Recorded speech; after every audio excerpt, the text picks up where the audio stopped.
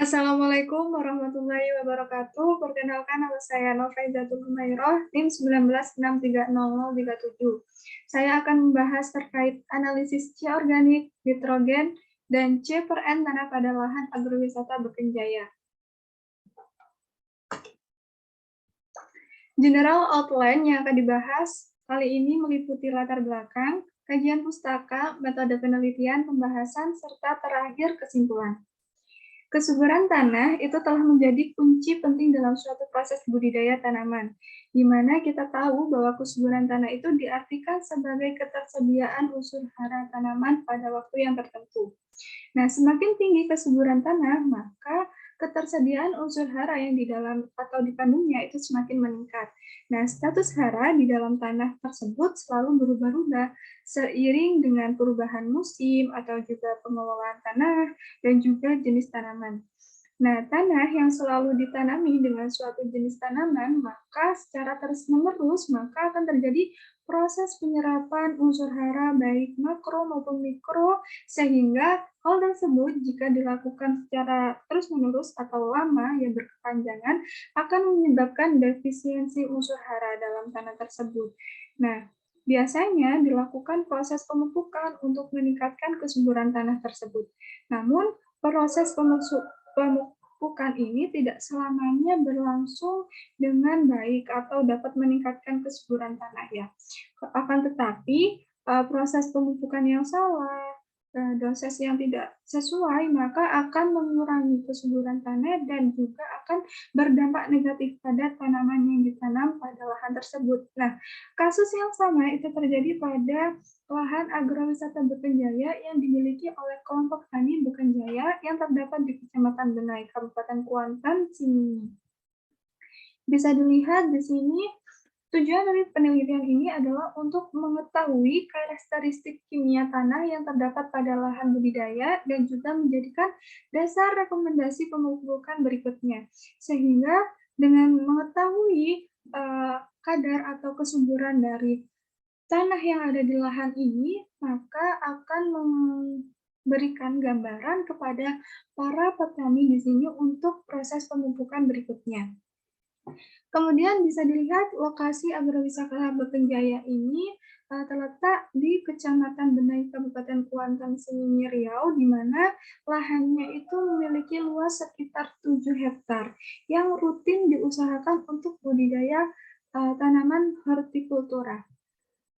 Agrowisata Bekenjaya ini sudah digarap tanamannya sejak tahun 2014, sehingga sudah banyak menggunakan pupuk anorganik di dalam proses penggarapan tersebut.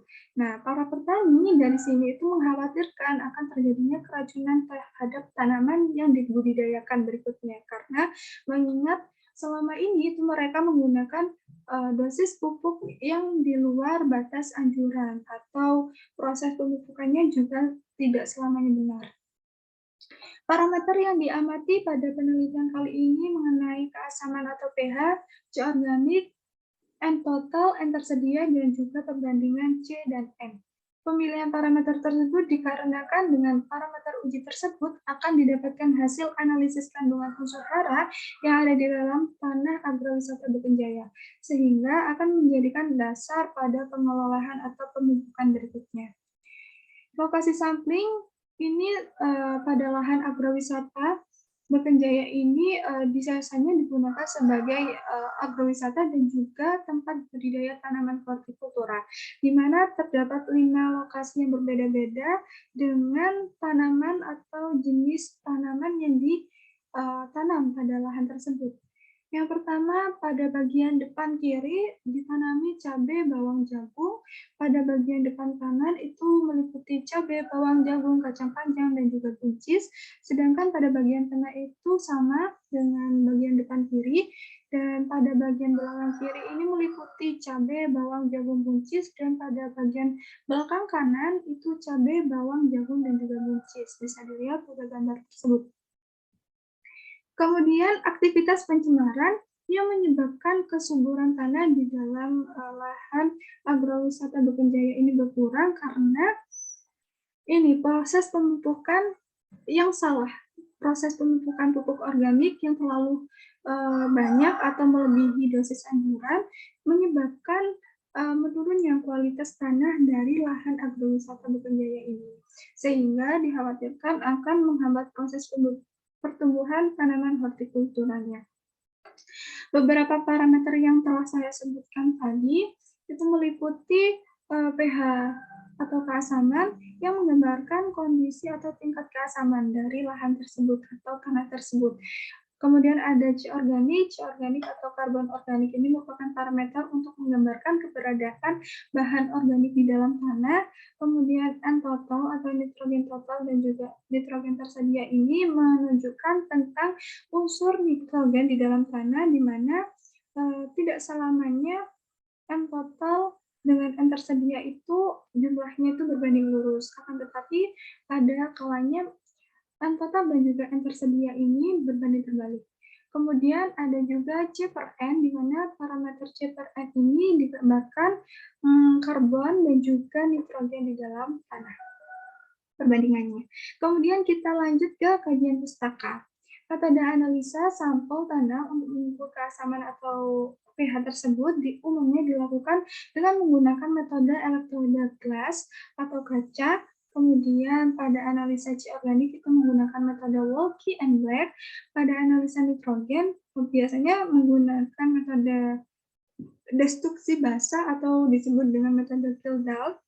Kemudian perhitungan parameter C per N itu menggunakan rasio perbandingan. Nah, pada penelitian ini menggunakan beberapa reaksi dalam uji menggunakan parameter tersebut. Yang pertama di sini bisa dilihat pada uji pH itu menggunakan air. Nah, air ini berfungsi sebagai reaksi yang dapat menghidrolisis senyawa di dalam sampel. Kemudian pada analisis C organik pada sampel tanah itu menggunakan reaksi berupa kalium dikromat K2Cr2O7 yang berfungsi sebagai reduktor karbon di dalam tanah. Nah, berikut adalah reaksi yang mungkin terjadi saat proses analisis. Ini ada pada pengujian pH, kita tahu bahwa di tanah lahan agrowisata Beken Jaya tadi itu kan banyak menggunakan pemupukan anorganik. Nah, beberapa pupuk anorganik tersebutlah yang akan yang akan menimbulkan reaksi atau bereaksi dengan air sehingga akan terhidrolisis menghasilkan suatu senyawa yang bersifat asam. Nah, hal inilah yang menyebabkan pH-nya akan bersifat asam. Di sini pupuk anorganik yang digunakan jenisnya adalah ZA, sehingga di sini ada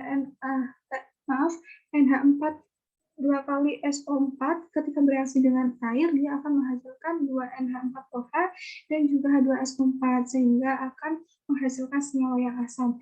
Nah, pada analisis C organik di mana sampel tanah ini akan bereaksi atau tereduksi dengan adanya kalium dikromat pada suasana asam sehingga akan menghasilkan senyawa berupa air dan juga CO2 dan juga Cr3+. Kemudian pada metode penelitian, di sini pada sampling atau pengambilan sampel itu diambil pada 5 titik atau 5 lokasi yang telah disebutkan tadi, yaitu depan kanan, depan kiri, tengah, belakang kanan, dan juga belakang kiri. Nah, sampling ini dilakukan dengan metode purposive tandem sampling. Beberapa peralatan yang digunakan meliputi meteran. Meteran ini digunakan untuk mengukur kedalaman saat sampling, kemudian GPS untuk mengetahui titik koordinat yang tepat lokasi sampling, kemudian board banci ini untuk mengambil sampel, kemudian ada kantong plastik ya sebagai wadah sampel, kemudian ada spidol permanen dan juga kertas label untuk melabeli sampel tanah agar tidak tertukar, kemudian ada kamera sebagai dokumentasi dan juga ember sebagai wadah sementara saat proses sampling. Nah, metode analisanya yang digunakan pada pH tanah, elektroda gelas, C organik menggunakan Wolke and Black, kemudian total nitrogen dan N tersedianya menggunakan metode Kildall, dan pada C per N itu menggunakan perhitungan rasio perbandingan. Nah, Cara kerja pada penelitian ini bisa dilihat pada diagram alir. Yang pertama kita menentukan pengambilan titik sampel, kemudian pengambilan sampel pada lahan tanah agrowisata Bukit Jaya ini menggunakan proses pengeboran, yaitu dibor pada titik pengambilan sampel, kemudian diukur kedalamannya sampai 20 cm. Jika sudah 20 cm itu diambil sebanyak 50 gram sampel, dimasukkan ke dalam kantong plastik, kemudian diberi label. Nah, sampel tersebut dikeringkan dengan kering angin biasa, kemudian dilakukan pengayakan. Nah, selanjutnya dilakukan proses analisis menggunakan parameter-parameter yang telah disebutkan tadi. Pada analisis pH tanah, itu metodenya adalah metode elektrodegas, di mana ditimbang sebanyak 2,5 gram sampel tanah, kemudian ditambahkan dengan Aquades sebanyak 10,5 mili, kemudian dikocok sampai homogen, didiamkan selama seharian atau 24 jam, dan diukur dengan menggunakan pH meter yang sudah dikalibrasi terlebih dahulu dengan elektroda pada pH 4 dan juga 7. Kemudian pada penetapan C organik menggunakan metode Walkie and Black, di mana sampel tanah itu ditimbang sebanyak 0,5 gram, kemudian dimasukkan ke dalam lampu ukur 250 mili, ditambahkan 5 mili kalium dikroma, ditambahkan 10 mili asam pekat, yaitu H2SO4, kemudian didiamkan selama 30 menit, dan ditambahkan sejumlah Aquades, asam fosfat, dan juga NaF. Kemudian dititrasi dengan menggunakan ferrosulfat dan juga indikator difeniamin. Nah, pada analisis nitrogen itu dilakukan dengan menggunakan metode Kildall, di mana 1 gram sampel itu dimasukkan di dalam lampu Kildall, kemudian ditambahkan dengan 25 mili asam sulfat salisiat dan didiamkan, kemudian ditambahkan dengan Na2S2O3 5H2O, kemudian dilakukan proses destruksi dan ditambahkan dengan NaOH sebanyak 20 mili. Nah, destilat yang hasilkan itu ditampung pada labu yang sudah berisi dengan larutan borat. Kemudian dilakukan proses titrasi dengan menggunakan HCl 0,1. Nah, ini beberapa perhitungan atau rumus perhitungan yang digunakan pada penelitian ini. Kita menganalisisnya adalah persen C organik, kemudian dari rumus persen C organik tersebut bisa diketahui BO atau bahan organik yang terkandung dengan cara C organiknya dikalikan dengan 1,724. Nah, ini adalah karakteristik dari tanah, kesuburan tanah yang ada pada standar baku ya, standar baku. Di mana di situ ada persen nitrogen dan C organik yang tergolong sedang atau tinggi atau juga rendah. Kemudian analisa pH tanah. Nah, pada penelitian ini diketahui bahwa pH tanahnya itu cenderung masam atau keasaman karena dipengaruhi oleh jenis tanahnya, yaitu tanahnya jenisnya adalah tanah bahan induk. Bisa dilihat semakin ke lokasi yang bagian belakang itu pH-nya semakin rendah, artinya pH-nya semakin asam. Kemudian pada analisa C organik itu diketahui bahwa kriterianya itu sangat rendah, dari 0,25% sampai 1,18%. Artinya kandungan senyawa organik yang ada di lahan agrowisata Bukit Jaya ini berkurang, sehingga harus dilakukan dengan proses pemupukan dengan menggunakan pupuk organik, terutama pada lahan yang bagian belakang. Kemudian pada analisa N total atau nitrogen total dan juga nitrogen tersedia, itu N total dikategorikan sebagai N atau nitrogen yang sangat tinggi, namun N tersedianya itu tergolong sedang sampai rendah. Nah, hal ini diketahui bahwa terdapat ketidakseimbangan ya antara N total dan juga N tersedia yang ada pada lahan agrowisata Bukit Jaya. Nah, pada perhitungan rasio C per N itu diketahui bahwa C per N pada tanah di lahan agrowisata Bukit Jaya ini berada pada kriteria yang sangat rendah. Artinya terdapat ketidakseimbangan antara unsur karbon dan juga unsur nitrogen, di mana unsur karbonnya itu tergolong rendah, sedangkan unsur nitrogennya itu tergolong cukup tinggi. Nah, perlu diperbaiki pada unsur karbon di lahan agrowisata Bukit Jaya ini dengan cara proses pemupukan dengan menggunakan pupuk organik. Nah, ini perhitungan bahan organiknya, di mana perhitungannya bisa dilakukan dengan menghitung bahan organiknya dengan mengalihkan persen C organik dengan 1,724. Nah, berdasarkan hasil penelitian tersebut diketahui bahwa kandungan bahan organik itu menurun dari lokasi 1 sampai lokasi 5, artinya menurun dari depan ke belakang. Nah, hal tersebut itu disebabkan lebih banyaknya penggunaan pupuk anorganik daripada pupuk organik pada lokasi 5. Sehingga harus diratakan semuanya dengan pemberian pupuk organik, terutama pada lokasi 5 atau lokasi yang belakang. Kesimpulan dari penelitian ini berdasarkan hasil uji itu dapat disimpulkan bahwa pada lahan agrowisata Bukit Jaya itu memiliki ciri kimia dengan pH tanahnya keasaman dengan pH 5,88 sampai 6,41, kemudian C organiknya sekitar 0,25% sampai 1,18%, yang mana kriterianya itu tergolong sangat rendah sampai rendah, kemudian kandungan N totalnya itu kriterianya itu sedang sampai tinggi, dan perbandingan unsur C per N-nya itu kriterianya sangat rendah.